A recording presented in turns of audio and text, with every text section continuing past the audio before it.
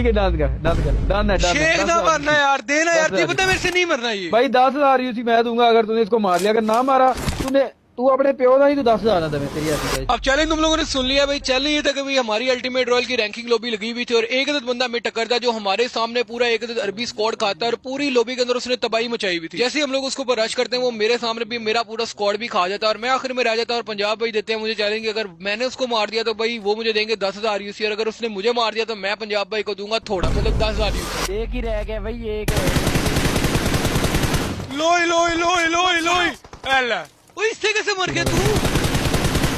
ये तो जीरो था। मैं तो गाड़ी लेके जा और गाड़ी से उतारा उसने मुझे। अरे जाए बोटे, जीरो था यार ये। इसको देखी पका पका के नदीम मारेगा, पका पका के पकड़ लिया अंदर दरख्त चेक करी। नदीम दरख्त ही फाड़ सू नदीम मार ले वरना मैंने मार देना है। पता लगे वानी पथरी अरे इसने पका पका के ओल। अरे बालक तू नदीम लोड़ू ही है।